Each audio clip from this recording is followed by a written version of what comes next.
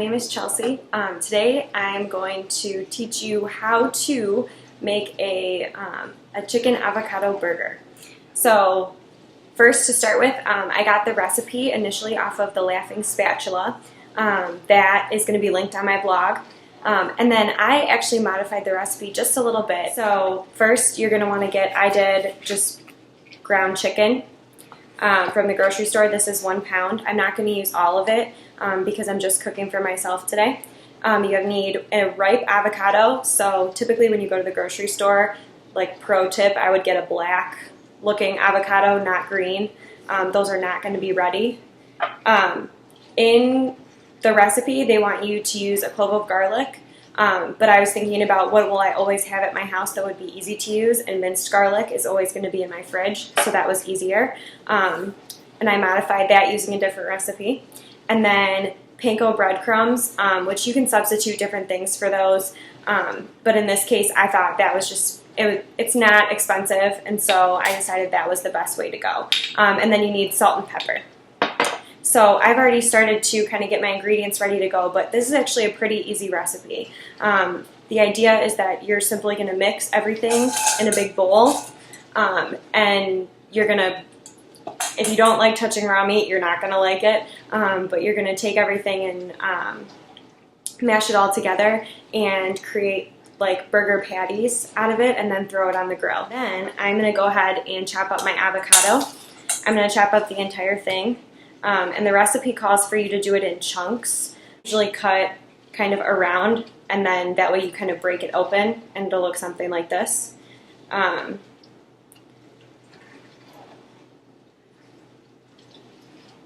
then I kind of just slice both ways so that I can get those chunks. And then to get the avocado out, I just squeeze it out. Okay, and then taking from another recipe that I tried, which was in a grilled turkey burger, I actually am using the minced garlic, which is what they used in that recipe, rather than getting a clove of garlic and taking all the extra work. Again, I was trying to do something that was fast, easy, something I could do for dinner anytime. And so I'm taking just, and I kind of judge it, I'm taking just kind of the top of that teaspoon, like not anything crazy. If you like garlic a lot, then you're going to want to use more. If you don't, then you use less. I think that's kind of a judgment call. Then the panko, it was calling for a 1/3 cup, so I did about a 1/2 of a 1/3 cup. The last pieces were just doing a 1/4 teaspoon and a 1/2 teaspoon of salt and pepper, respectively. I've got things pretty well mixed up in the bowl, if you can see that. And so what I'm going to do now is just kind of separate it into like 2 areas in my bowl, and I'm going to create the actual chicken patties. And I'm just going to make it look like a burger. Dangerous if you have a really thick burger and you cook it to the time of a thinner one. Okay, so I'm going to kind of create almost like a ball with it, and then I'm just going to kind of smush it a little bit. Not a ton, but just a little bit. And then what I actually did is I just took out a piece of parchment paper, and I'm just going to throw these on top of the parchment paper. Okay, and you can see it's just looking like a burger.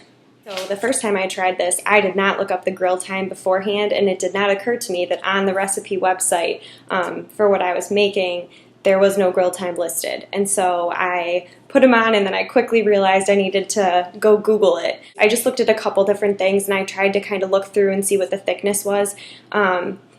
Generally, it's kind of saying between 8 and 10 minutes on each side for chicken.